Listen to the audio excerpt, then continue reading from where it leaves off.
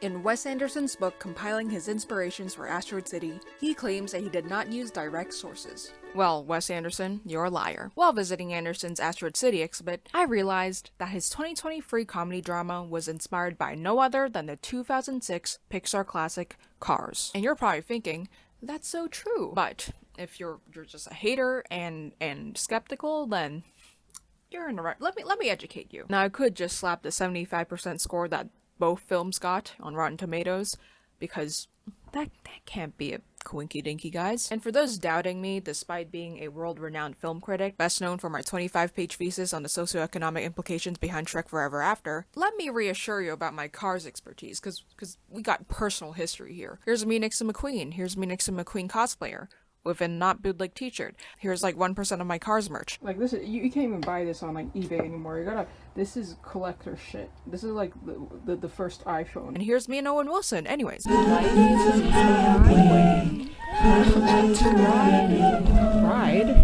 Oh, hold on. I thought this was a kid's movie.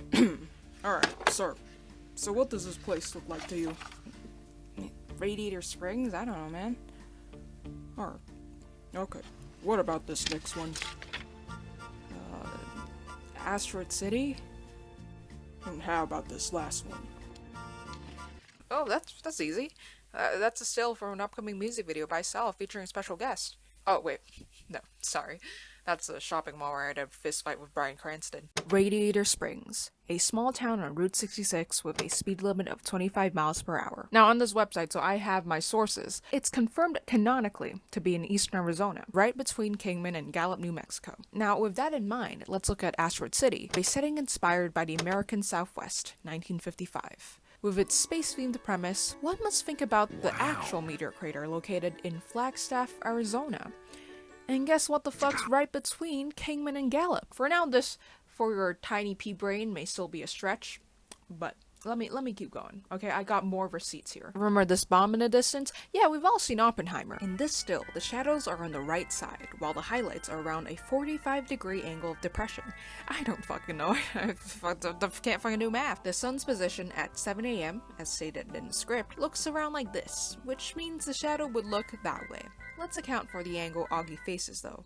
So this is Augie, and this is an accurate nuclear bomb test. And I'm Bill Nye. Literally, fucking case closed. Verdict guilty. So using my Cars merch for research, this diagram postulates that Augie is photographing the Nevada test site that was used extensively for nuclear tests in the 1950s. And you might argue, well, there weren't any tests in September 1955, which is when the film was set. But with the film depicting the secretive nature of the US government, I'd say that Wes Anderson knows something that we don't. More on that later. But for now, need I say more? Like, top 10 mysteries that scientists can't even solve, and I know where the fuck Asteroid City is. All you need to do is just dial up the temperature and saturation of Radiator Springs in DaVinci to resolve, and it's the same. I should play GeoGuessr. Asteroid City, Farm Route 6, mile 75. So this is just to tell myself that I'm a fucking idiot. And the thing is, though, I did look up Farm Route 6, and the thing is, only Route 6 pops up, and it does not pass through Arizona.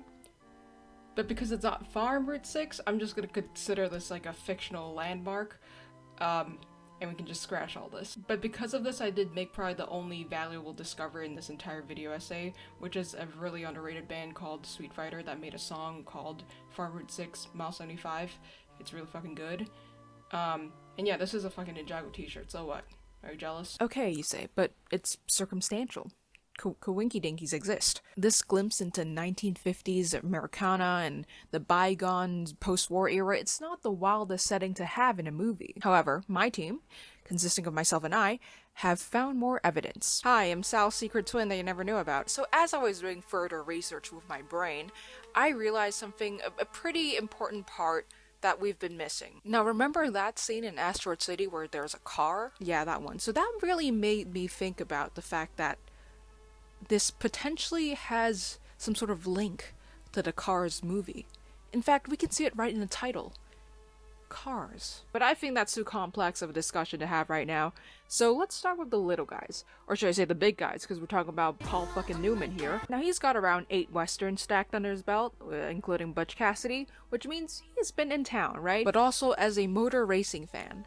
That manifested in his role as Doc Hudson in the original Cars movie. And you might be thinking, how the fuck does that relate to Asteroid City? Now recall the black and white scenes of the film, where a bunch of actors congregate in some acting school, or cult, honestly. Oddly reminiscent of the actor's studio that Paul Newman was at, which Anderson mentioned in his book. He's leaving these little hints, little crumbs, and thinking no one would notice, but I did. Now we have your geographical, historical, and visual and individual similarities here. But I think we can go even deeper. Now, I know this might seem impossible, but I actually got an interview with Paul Newman. Hi, Paul. Can I call you that? So I just really wanted to ask you that's not a penis, by the way. I just really want to ask you something because I know you've been far gone before Cars 2 even came out, but was Wes Anderson's Asteroid City inspired by Cars? Yeah. Yes. Thank you. And can you believe we're wearing the same clothes? Like, isn't that crazy? Bringing back the 50s and retro-futuristic vibe of Asteroid City, Wes wants us to think about technology. Perhaps a threat of technology taking over. Or maybe he was just reading too much Ray Bradbury. But either way, he wants us to use the nostalgia of the past and relate it to an unknown future. And guess who offers us insight into that? Class, so we've all heard about the Pixar theory, right? You know, when we go extinct, we're all gonna turn to cars. So now here's my speculation. Cars is often dismissed as this animated, family-friendly kids movie or a capitalist cash grab, but behind those windshield wiperless eyes holds an omen for our human species. One that Wes Anderson saw and believed in, and knew that more audiences deserve to know. Remember that line? You can't wake up if you don't fall asleep. What was that? You can't wake up if you don't fall asleep, warning us that one day we'll all go to bed and wake up motorized. Okay, let's all just breathe in and try to process that new existential crisis you might be having. I'm never having one because I lost all capacity to think when I was 3 years old. Instead, let me address this pressing question you might be having. Why why would Wes Anderson be watching the Cars movie? Now I can smell the artsy elitism from here, because again, come on. Maybe you just have no taste. I'm not gonna judge you. But here it is. My most significant piece of evidence that I've withheld from now, because it's a character so ubiquitous, omnipotent, yet forgotten. The voice, the presence, the life we all owe to. Owen Wilson. I wasn't like every other kid, who dreams about being an astronaut. I was always more interested in what bark was made out of on a tree. Despite their career paths seeming to diverge on paper, the former roommates Wes Anderson and Owen Wilson began their film careers together. Career. Car. Augie's car breaking down. Cars and cars breaking down. Augie trying to leave Asteroid City, and McQueen trying to leave Radiator Springs, and all the friends they made along the way. Asteroid City and the US government, the institutions, and the Red Scare Cold War era.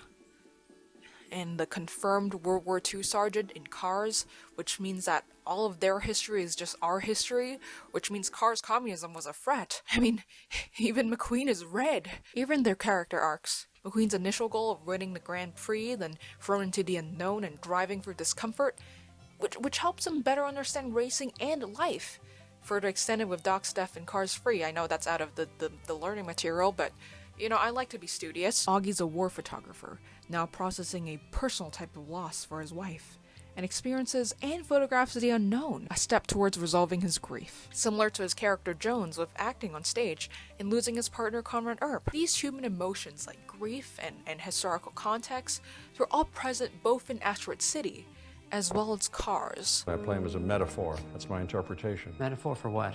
I don't know yet. We've gotten to the meat of it, but the structure, the bones, the what the fuck is a car inside's called? All these layers, just like Cars. So we're all aware of the very metatextual quality of Asteroid City. We have the play, we have the TV special, we have the movie. Of course, there's no direct play within a play element, but again, not everyone's a slut for Hamlet. But see, just as Asteroid City is a stage play from a documentary TV special for a movie that we are watching, the simulated world from referenced car models to potential Cars Cold War of the movie Cars are reflective of us. When we immerse ourselves into the anthropomorphic world of Cars, we're also watching the downfall and decay of these old cities and towns, forgotten in favor of more convenient interstate traveling. Oh, and the aliens, you were thinking, I couldn't possibly think of anything to relate to the aliens and the space stuff. Oh, well, I'm gonna go there. I'm gonna go into Mater's Tall Fucking Tales, and that Ghost episode I used to own a picture book adaptation for. The only reasonable conclusion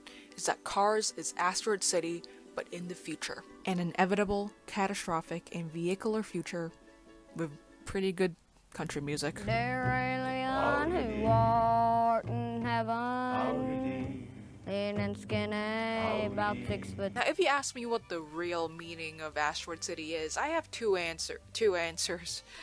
It's about the performativity of queer grief in an era of intolerance that we imagine nostalgically about the past, but actually resembles our current present and the future, and the American spirit. And number 2, it's about Jeff Goldblum as an alien. Frankly, I think the second one really gives a little more weight to things, and gives a little more insight, hopefully. Like, why does Augie burn his hand on the quickie griddle?